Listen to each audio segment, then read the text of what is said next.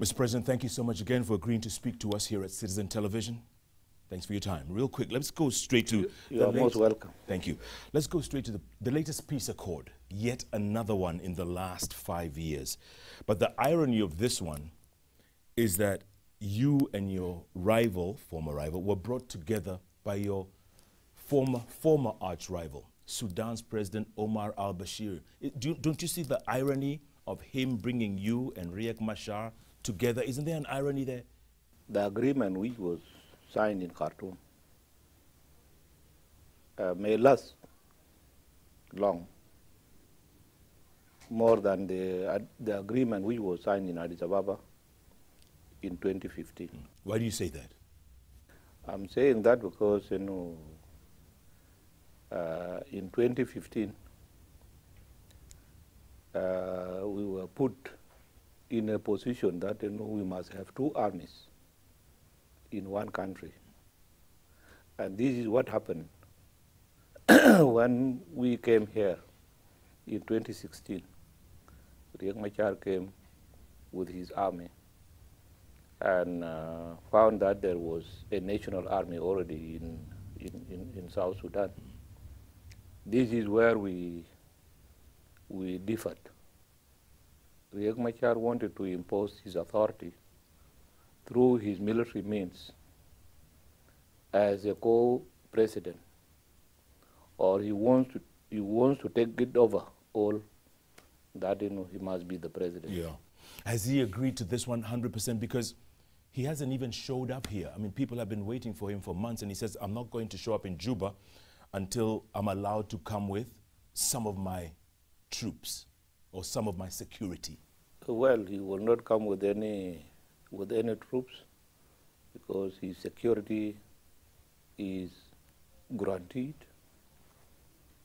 by the government in Juba and by the grantors of the peace, President Bashir, President Museveni, President Kenyatta, Prime Minister of Ethiopia.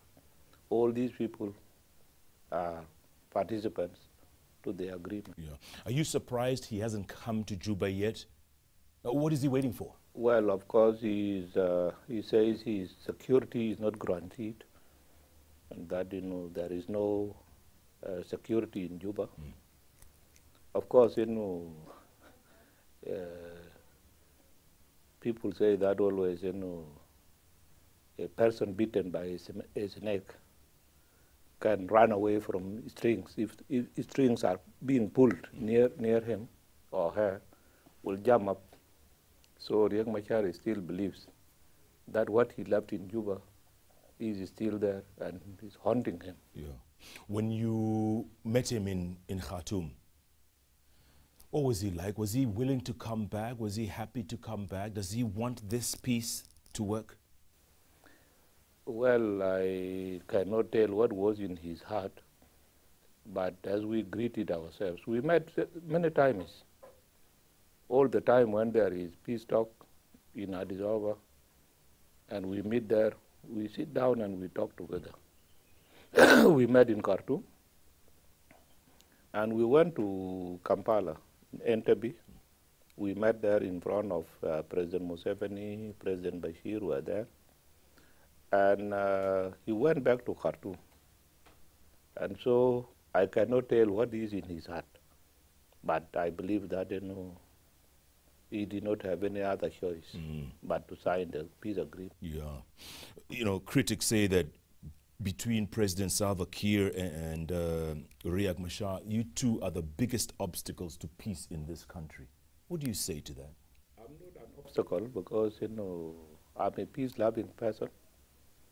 And as you saw in 2016, when Riek Machar was here in this same building, I saved him, I saved his life. Although he ran away and walked all the way from here to DRC, he was running from his own shed. But I saved his life with some of his guards who were lucky to survive the battle in J1. Yeah. So I'm not an obstacle. You don't think you're an obstacle? I don't We had an interview last week with General Paul Malong, your former Chief of General Staff, and he said Salva Kiir Mayardit is a good soldier, or a great soldier, but a bad leader. Did he tell you why I was a bad leader? He says, you know, some people who are great in the field, but you bring them into office and it's different. And maybe this is not for you. It is the opposite. In his state, he is one of the bad managers. If I have to describe him, because he was my subordinate, I can recommend him to any position. But, you know, he's not a good manager. But you made him Chief of General Staff. I made him Chief of General Staff because that was his seniority. I cannot jump him to bring a junior person over him. There are other critics who say, you know what? It's been 7 years since independence. President Kiir, why don't you give this to someone else? Why don't you hand over to someone else? It's been 7 years mostly of war and conflict and killings and rapes and murders. Yeah, it is true. It is 7 years. But in these 7 years, what have we done? Did we sit down as people of an independent state to plan together? In a state, you know, we came in with conspiracies that everybody wants to become the president. Even the interim period, we did not complete it. Those who wanted power wanted, you know, just, you know, by 2015, I must go. And the worst part of it is that they did not even wait for 2015 to come and finish. They just disrupted it with a military coup.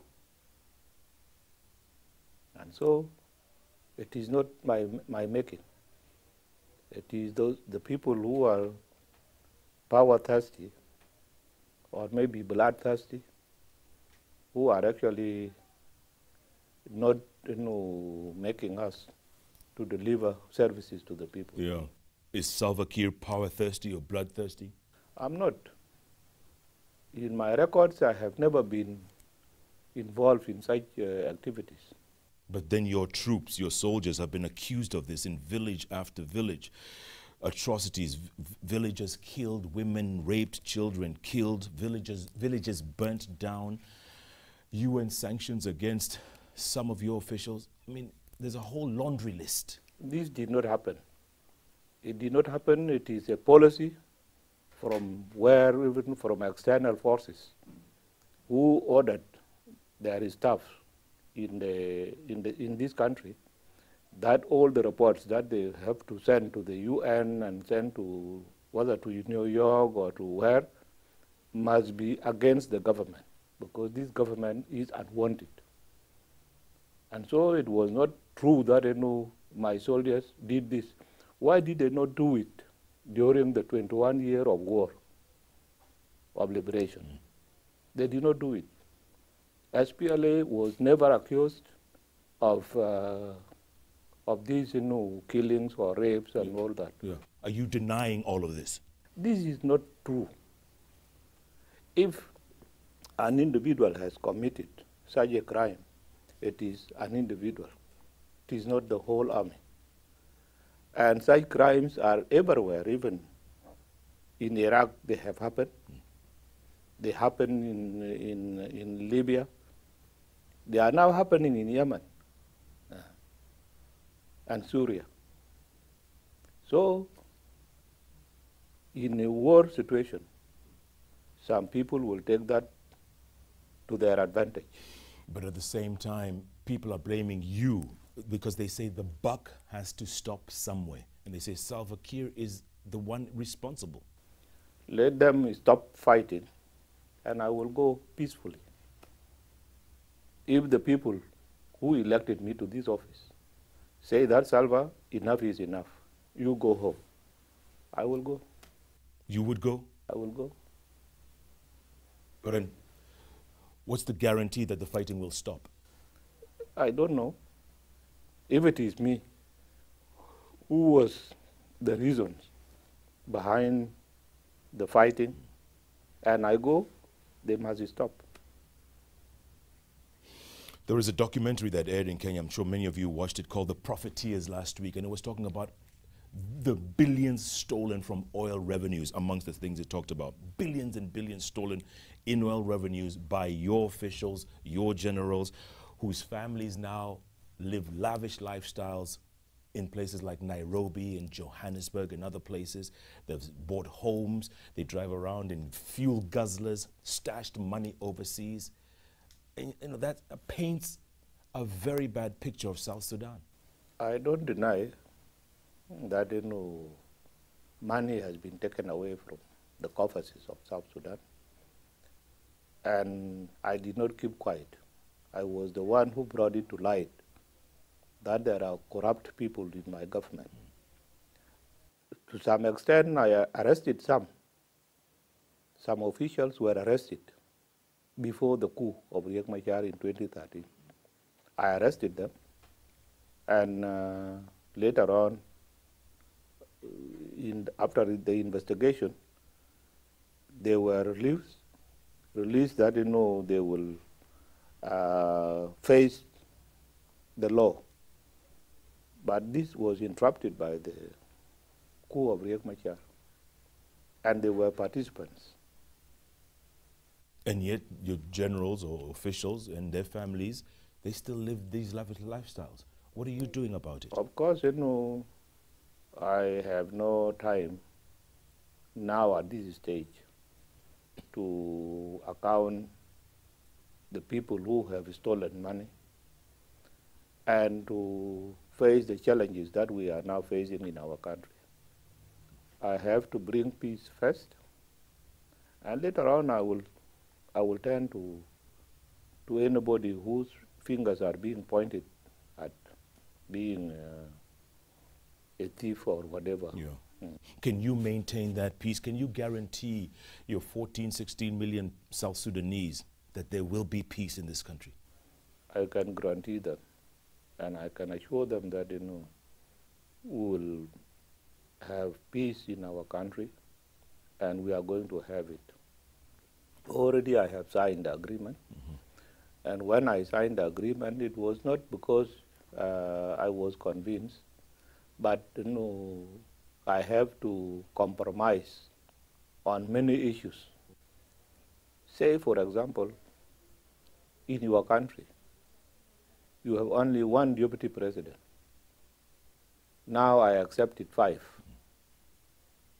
vice presidents. Is it in Africa? Is it in Europe? Now it is here that 5 vice presidents will come. And I was asking President Bashir and those who were present by that time that now I have accepted 5 vice presidents. Where will I get the office space for them? Where they will work? Where will I get accommodation for 5 vice presidents? Where will I get vehicles for their mobility? Many things. I have asked them such a question. And so, because of peace, I'm a loving man for peace, I accepted all these things and compromised. Yeah, correct. You compromised, and it seemed like you had no choice but to accept that. Does that diminish your power? No. No. I don't think that I did not have any choice. If I had wanted to continue with the war, we would have just continued. Just like when the opposition were adamant that I must go. But they did not know what they were talking about. If I go by that time, when bullets were just all over, flying all around, they would not even come to Juba to come and rule. They themselves, who wanted me to go.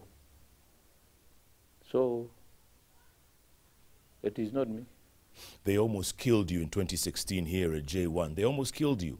Are you afraid now? I mean, do you still fear for your life every day? I'm not.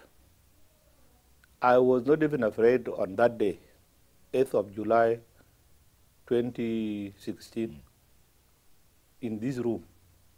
This is where I took Riek Machar to hide him somewhere. Yeah. When bullets were hitting at this door and hitting at the walls, I took him out of here. If I was afraid of my life, I could have left him. And if I had left him to General Paul Malong, who is now his best ally, he would not be alive now. He'd be dead. He would have been dead that hour. Because, the generals were telling me, just forget about, what is happening here, and that I should go and rest. But I refused. I said, no, I will not go. Let us see to the finish of this thing. Yeah. Are you going to be able to get along with this man? I mean, you've tried peace 3, 4, 5 times in 7 years. It hasn't worked. Clearly, there's something very wrong. Or you both just don't get along. Well, my opponents do not want anything less than becoming presidents, whether being Riek or being his colleagues. Each one of them wants to become the president. And as long as he is not the president, war must continue. So we're at a stalemate here. Nothing's going to move. There is no stalemate. Who will work? Who will work? Now, the pre-transitional period, which is now 8 months, is a time that we will organize ourselves. All the armed factions of these groups should be assembled in one place. The National Army will go back to the barracks. And then, in these cantonment camps for the armed groups is where, selections for those who are fit to join the military service will be selected. Yeah. And those going for the police will go for the police. The same thing for the DDR will be selected from there. So after 8 months, then we will establish the transitional period where we will form the government. If there is anybody who is discontented and does not want to participate in the government, it will be very clear from there. And mind you, it is not all the factions that have armed groups. Very few of them have the armed persons in the field. Yeah. And if in those 8 months it doesn't work out, do we go back to the drawing table? Do we go back to Khartoum or Entebbe? What do we do? I believe it will work. In these 8 months, it will work. Mr. President, we're going to take a break, come back and talk about many other issues, including money laundering out of Juba. Recently, a Kenyan woman was killed, and it's alleged she has Juba ties, South Sudan ties, and she was carrying a lot of money, and it's probably not the first time. I want your thoughts on that. The money laundering, how can it be stopped? Because there's so few very wealthy people here, and the majority are languishing in poverty. Let's talk about that after the break. Jeff Koinange live on the road in Juba. We call this place J1, the presidential palace here in Juba, talking exclusively with South Sudan President Salva Kiir Mayardit. We'll take a break, come back, plenty more ahead. Stay with us.